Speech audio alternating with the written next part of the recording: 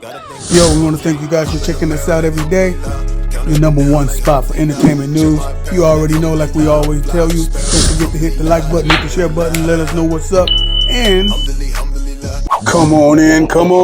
Yes, it's another edition of the Weekly Entertainment News Podcast. I'm your brother Harama King, and once again, I'm in a building. Listen, hit that like button, hit that share button, hit that subscribe button, hit a damn button. Let somebody know we do this thing every week. Right now, I'm doing it twice a week. This right here is my adult contemporary hip hop conversation that I like to have. I do this on the weekends, of course. I work for the Reporter newspaper, which is a black publication. That's right, I am a journalist, and we make this thing happen. Like, you know, I don't like to kidnap people. I like to hit you with some current news, and then we go into our conversation, right? So we're just gonna get right to it. It looks like my man Diddy is in the news. Now, I gotta say this, man. A lot of people jumping on the internet, jumping on your social media, and they just running with a whole bunch of other stuff that's not necessarily true. They're saying now Donald Trump helped P. Diddy get out on bond. Donald Trump can't do that. He's not even the president. He's the president-elect. The president-elect means he is the next president to be installed sometime at the turn of the year. Okay? So that means he have no power at this point to start freeing noobs and freeing people. Matter of fact, coincidentally, what people are mixing up, I'm thinking like his attorney, I'm talking about Diddy's attorney, had went to court and argued on his behalf that other people in the same or similar situation was released on bail. For example, one case involved a CEO accused of sex trafficking dozens of young men, along with an accomplice who allegedly intimidated witnesses as well. In that case, Diddy lawyers say the government asked for a $10 million bond and a $500,000 bond, respectively, which was far less than what Diddy's attorney and Diddy is trying to offer for his bond, which was what, $50 million. So we need to focus sometimes to hear what's happening. That happened in court, and of course we don't know if it's going to pass. We at this point it didn't. You know, I think they want to keep our brother Diddy locked and loaded. You know what I mean? But stop running through your Instagram, your Facebooklet, and putting out this propaganda. Okay, this crazy BS. All right. Speaking about something else that's crazy, look like my man Little Dirt. What? Is still in the news, right? Listen, he got slapped with 2 more new felony charges in his murder for hire case, okay? We already know the issues and stuff like that. They saying that, hey, this guy was the kingpin ringleader to get this other rapper killed. Coincidentally, they missed him and got his cousin, and so they got all the blueprint and all the blueprint and proof that this brother was instrumental in making that happen. A lot of people say he laid the foundation to making that happen, avenging his late cousin's death, King Von, okay? So that's what they're saying with him. We need to understand that this happened on Friday in court as well. The court, as far as hip-hop, the court was busy, right? Speaking about something busy, let me go here, man. You know, I don't know if you guys are familiar with my man Logic. I'm here. Okay, a real hip-hop lyricist, one that walks the fine line on what true hip-hop really is. And I'm saying the fine line because, listen, recently he had an album that just came out, and unfortunately it fell on deaf ears. It was his worst album to date, okay? And he said, to hell with this BS. Hell with all this keeping it real, keeping the hip-hop pure and all this hippity-hoppity bull crap. You guys just named, who did you just name? Playboy Carti, the hottest rapper of the year last year. I'm going to start making bubblegum rap. Okay, I just put that in myself. But he said from here on, to hell with the real traditional hip-hop style and sound. I'm going to make this trendy shit because it's making records right now. And yo, a lot can be said about that, right? How are we as a community going to keep the foundation of hip-hop sound if everybody trying to chase a check? It is what it is. But then I tell people, hey, this is a music business. Are you in it for the purity of the culture, or are you in it for a check? I tell folks, as soon as you sign a record deal, you in it for a check. So why did it take you so long, damn it, to say, okay, let me make something that's going to generate some money? And you know what I'm saying? At the end of the day, I like pure hip hop.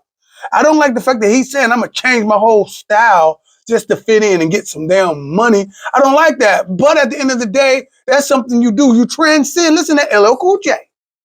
He didn't say I'm gonna just change my whole style. He just make relevant music. Look at Busta Rhymes. He didn't say I'm gonna change my whole style. He just making relevant music.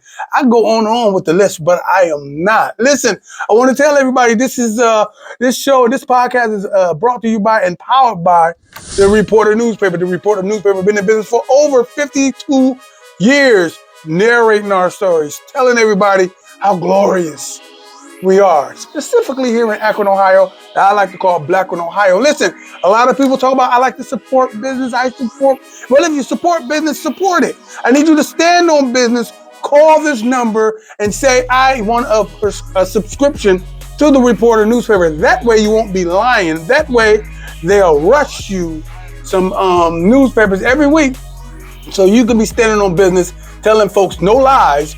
You are really, damn it, standing on business and supporting black business. Well, this is my favorite part of the show, you guys. I call this my conscious content, a little knowledge you can't get in college. On this particular show, it's about the adult contemporary hip hop. We're going to take you to something I saw on the internet. I thought it was dope. It was my man Willie D Live, his podcast. If you ain't hip, you need to get hip, right? He had the great, one part of the legendary hip-hop group EPMD, Eric Sermon, super producer, okay, on the podcast, on the interview. It was dope. It was the Ghetto Boy and the hip-hopper EPMD, or should I say E, from Eric, that's Eric Sermon, and they had a dope damn cypher conversation interview, all right? One of the things I thought was so powerful, I'm just going to play a little bit of it so you can understand. Check it out. The plan, this is part of the plan. This is part of the plan. The more ignorance I put out in it, don't forget, if you're gonna go to the Bible, this per se, right? And he was up there with violins, making music the whole nine. He was the music man. That's what Satan was. Yeah. If he got cast out of heaven, he's down here too. He's still down here with his skills, music. Right. This is why this is what he's doing in this type of thing. How can I be able to influence? Because up there, I was the same thing. I was able to influence, make everything pretty, make everything nice. I just wasn't going against, I wasn't seeing what he was going with, so he cast me out. But again, my gift that he came down here with is still music. So this is the playground. Nobody use the slang. Music is the devil's playground. That came from somewhere. This is what this is. So if I can push the agenda to keep you ignorant, that means I'm gonna get rid of Willie D because he's too militant. So and so. Look how he speaks on his records. I'm gonna get rid of Ice Cube. I'm gonna get rid of NW. I'm gonna get rid of KRS One. I'm gonna get rid of all these groups that had the mentality to give us something that was uprising and giving us some thought and giving the Public Enemy giving us something. I gotta get rid of all that. I don't need that. So they found a way to get rid of all of that and then to in-tune this. And this is where we at. So the more stuff that keeps us like this same thing, it keeps us like this mentality. Don't forget, little Annie and Josh and them at home, they don't live like this. To them, it's entertainment. So even if they're at home saying the N-word behind closed doors is entertainment. They don't have no hustle. They're not broke. They don't have to worry about food or worry about the struggle. It's entertainment. We hear it and then we go do it. Okay, I'm black. Listen to what I'm saying. What Eric just said made so much sense. I used to say this all the time. Does the music dictate to the streets or does the streets dictate to the music? My man Eric just said, damn that. Our people are literally reenacting the music.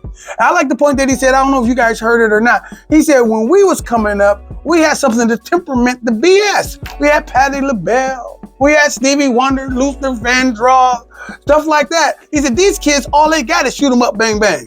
Ain't no Patti LaBelle, ain't no Luther Vandross. He says, these kids are literally mimicking. And I like what he said about the Eurocentric listener or the white people. He said, white people are listening to this as entertainment. Yeah, they saying the N-word behind closed doors and all that, but it's entertainment. He said he believed black folks are not entertaining, they imitating because they think it's culture. Okay, before I get out of here, let me tell you how it works, man. Y'all don't seem to get it. This internet have intertwined communities from west to east to west on this continent alone, but it gets bigger. It gets bigger. You look at your internet, you look at your, what is that damn thing? Your Facebook booklet. You look at your Instagram and you see people in different countries swagging like us, bragging like us, sagging like us. You know what I'm saying? You see the influence. And then you also see the same girl in New York. She's in California. Same girl down south, I thought with the same long nails, same lashes, same hairdo with all the goo gob on her forehead. It's the same chick. She talks the same. Her tongue is out every goddamn show. I'm not show because this is regular people, every damn post. Why is this happening? Because we are entertaining ourselves by ourselves, and the foolishness is being put against you. You already know about the algorithm. It's only going to show you what it wants to show you. You have to say, this is what I'm looking for. I'm looking for some black consciousness. I'm looking for some Malcolm X. This is what I'm looking for. Because if you don't say this is what I'm looking for, they're going to give you what they want you to see. And that's that damn black bullshit. Listen, I'm your brother, Hiram Hakeem. Y'all better feel me before they kill me, y'all. Peace. Can't be for me, whole nother frequency. Bitch, G.O.D. what the fuck is a mug? Nigga be fake, won't leave him snuggly. He undercover, then fucking we tucking a minute. It's all in this stuff, nigga, fucking you saying. Bird, bitch, get struck. We ain't going back and forth by the door. We ain't going back and forth by the door. Wash, halu, ella, ilaha, illallah. We come in the name of the source. Bismillahirrahmanirrahim. We flipping niggas out the porch. Niggas in bed, somebody J version, boss old Jane Harden. But they think they the highest. We locking them up. You get caught with the smoke, get your flame darkened. They shoot a shot, but I ain't far. Just fuck around, hit the same target back to back.